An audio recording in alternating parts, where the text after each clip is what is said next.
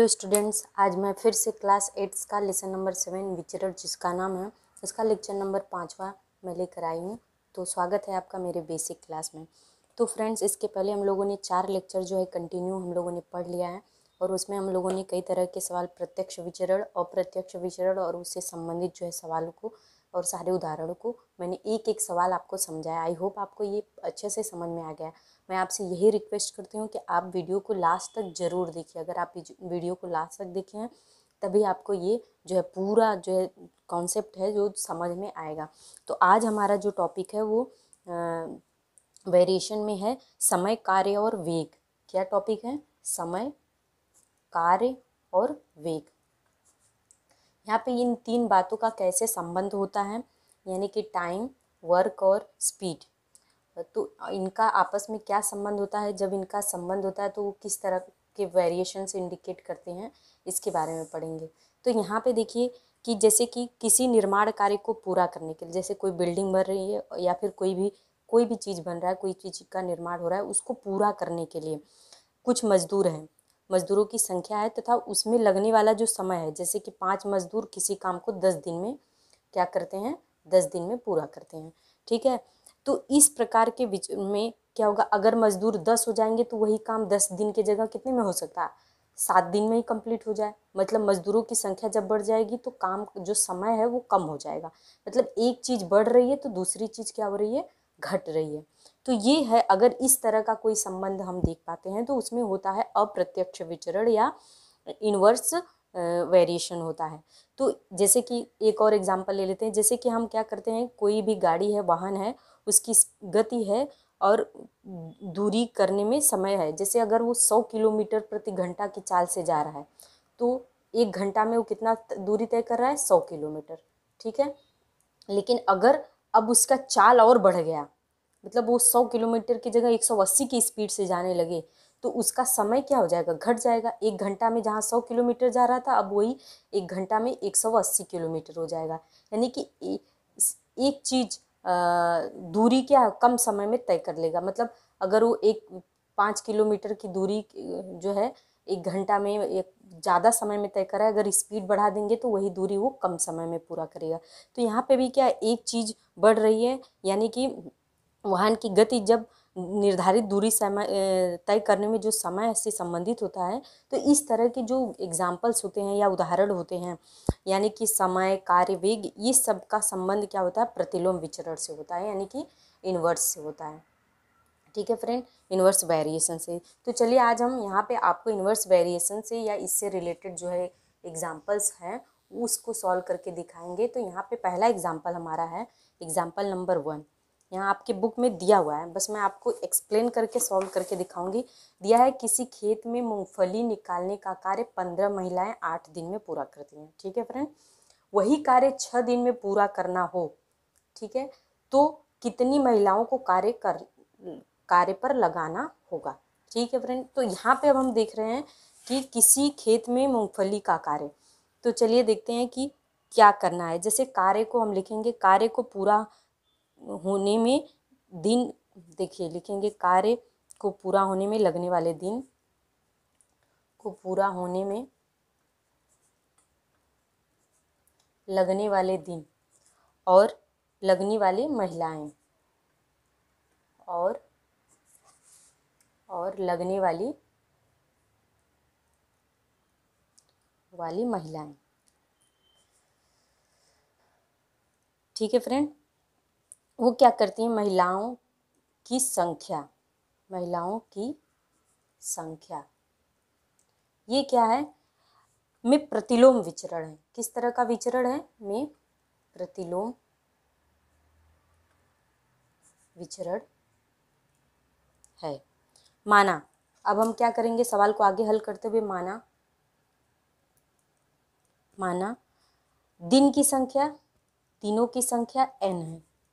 माना दिनों की संख्या बराबर n है और महिलाओं की संख्या बराबर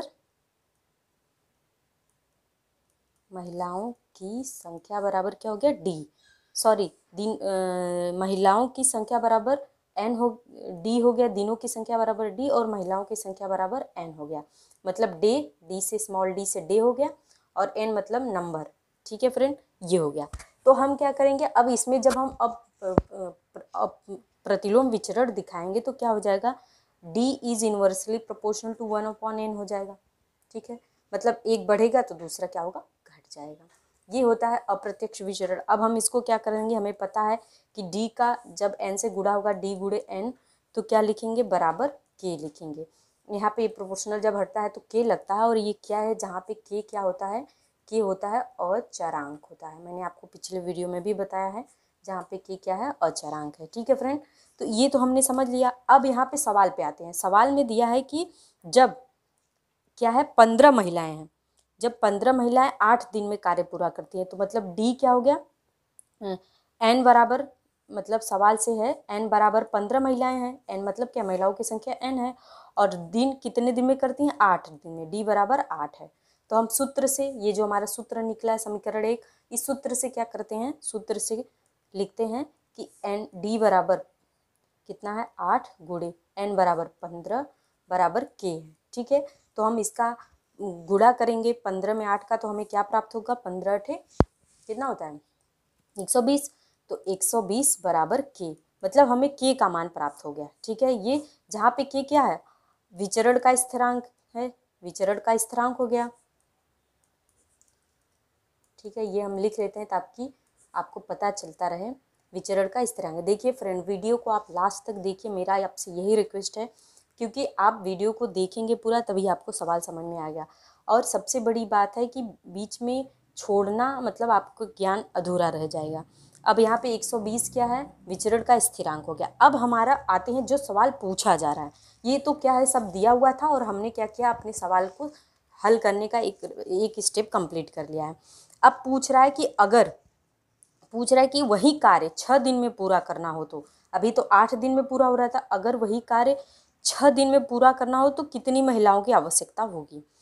तो हम यहाँ पे अब लिखेंगे दिन क्या है, 6 दिन में करना है, डी बराबर 6 हो। ठीक है फ्रेंड, तो दिन 6 हो तो एन बराबर मतलब कितनी महिलाओं को कार्य पे लगाना होगा, मतलब एन हमें क्वेश्चन मार्क है, ये पता लगाना है। तो चलिए फ्रेंड, अब आगे देखते हैं कि डी हमें पता है के का मान 120 है, तो डी गुणे एन बराबर 120 हम लगाएंगे सूत्र से। ठीक है फ्रेंड, सूत्र से तो यहाँ पे डी का मान 6 दिया है, एन का मान हमें पता नहीं है, और 120 है ही, तो यहाँ पे एन बराबर क्या हो जाएगा, एन बराबर हो जाएगा 120/6 हो जाएगा। ठीक है फ्रेंड, तो यहाँ पे 6 दूनी क्या होता है, 12 होता है, ये जीरो जो बचा यहाँ पे, तो एन बराबर क्या हो जाएगा, 20। यानी कि हमें वही कार्य, इसलिए क्या होगा, कार्य को 6 दिन में पूरा करने के लिए हम उत्तर में लिखेंगे, कार्य को 6 दिन में पूरा करने के लिए 20 महिलाओं की आवश्यकता होगी, या 20 महिलाओं को कार्य पर लगाना होगा, महिलाओं को कार्य पर लगाना होगा। ये हमारा उत्तर हो गया। तो आई होप आपको ये समझ में आ गया। मैंने बहुत टाइम लिया आपको समझाने में, लेकिन मैं चाहती हूँ कि आपको अच्छे से समझ में आए। अगर ये अच्छा लगा, आपने वीडियो अभी तक देखा है, तो आप बहुत एक अच्छे गणित को समझने वाले, मैथ्स में इंटरेस्ट रखने वाले हो, और आप क्या करेंगे, तब हमारे चैनल को सब्सक्राइब कर देंगे और आगे भी अपने फ्रेंड्स को बताएंगे कि ये एक ऐसा चैनल है जिस पे मैथ्स पढ़ाया जाता है। तो मुझे भी अच्छा लगेगा, मुझे भी मोटिवेशन मिलेगा कि चलिए आप लोग। तो फ्रेंड्स, अब हम लगाते हैं अपना एग्जाम्पल नंबर 2। तो एग्जाम्पल नंबर 2 क्या है, चलिए हम देखते हैं बुक में क्या दिया हुआ है। बुक में दिया हुआ है कि किसी वाहन की औसत गति 48 किमी पर घंटा होने पर कुछ दूरी तय करने के लिए उसे 6 घंटे लगते हैं, तो गति 72 किमी पर घंटा होने पर उतनी ही दूरी करने के लिए कितना समय लगेगा। तो चलिए हम देखते हैं सवाल में क्या है। तो क्या है कि वाहन की जो गति है वो 48 घंटे है, मतलब गति बढ़ रही है और 6 घंटा में तय हो रहा है, तो दूसरे में 72 होने पर कितना समय लगेगा। तो यहाँ पे टाइम पूछा हुआ है, तो माना वाहन की गति क्या है, गति बराबर 6 यस है, मैंने मान लिया स्पीड यस हो गया, और लगने वाला समय टी हो गया, स्मॉल टी, लगने वाला समय बराबर टी हो गया। तो इन दोनों के बीच में क्या है, प्रतिलोम विचरण है, प्रतिलोम विचरण। और तो ऐसा हम सामने से लिख लेते हैं। तो ऐसे भी लिख सकते हैं कि वाहन की गति और समय में लगने वाला विचरण प्रतिलोम विचरण है। तो इस तरीके से हम आगे बढ़ेंगे तो लिखेंगे कि समय एक बढ़ेगा। देखिए गति बढ़ रही है तो क्या हो रहा है, समय घट रहा है। तो एक प्रतिलोम विचरण में ही है, तो एक बढ़ेगा तो दूसरा घटेगा। तो यहाँ पे अब 72 किलोमीटर में समय पूछ रहा है, तो यहाँ पे लिखेंगे कि yes is inversely proportional to 1/t। इसको इसलिए लिख सकते हैं, इसलिए यस बराबर यस और टी का गुणा करेंगे तो यस गुणे टी बराबर के। अब यहाँ पे के क्या है, के बराबर क्या हो गया, अचरांक हो गया, ये अचरांक है। अब आगे बढ़ेंगे, नेक्स्ट स्टेप में देखते हैं। तो सवाल में क्या दिया हुआ है, प्रश्नानुसार दिया हुआ है कि यस बराबर कितना है, 48 किलोमीटर पर घंटा है और टी का मान दिया हुआ है 6 घंटा, मतलब 48 किलोमीटर की दूरी 6 घंटे में तय की जाती है। तो सूत्र से यस गुणे टी बराबर के, तो ये नीचे मैं लिख लेती हूँ कि यस बराबर 48 है और टी बराबर 6 है, बराबर के का मान हम यहाँ से ज्ञात करेंगे। तो 48 में जब 6 का गुणा करेंगे तो 8 छक 48, 8 4 छक 24, 4 28, तो बराबर हो गया 288। के का मान जो हो गया 288 हो गया, हमें ये प्राप्त हो गया। अब के विचरण का क्या होता है, स्थिरांक होता है, तो लिख लेते हैं के जो है विचरण का स्थिरांक है, स्थिरांक है। आगे बढ़ते हैं, यहाँ पे दिया हुआ है, अब पूछ रहा है नेक्स्ट सवाल में, इसी में दूसरा क्रम में दूसरा सवाल है, यदि 72 किलोमीटर तय करने में, मतलब यस बराबर 72 किलोमीटर पर आवर कितना समय लगेगा, मतलब टाइम, यहाँ पे क्वेश्चन मार्क है, टाइम हमें निकालना है। और के का मान हमने सॉल्व कर लिया है, के बराबर कितना है 288 है, तो लिखते हैं यस गुणे टी सूत्र से बराबर के। तो के तो 288 है और यस दिया हुआ है 72 किलोमीटर पर घंटा, तो 72 गुणे टी बराबर 288। अब क्या होगा कि टी को जब 72 बराबर के इधर आएगा तो टी बराबर 288, ये यहाँ पे नीचे हो जाएगा बटे के रूप में, तो 288 बटे 72। तो इसका जब हम 288 में 72 से भाग देंगे तो आएगा 4, यानी कि 4 घंटा। तो इसका उत्तर क्या हो जाएगा, समय टी बराबर चाल बराबर 72 किलोमीटर पर घंटा पर जो है वही दूरी, मतलब उतनी ही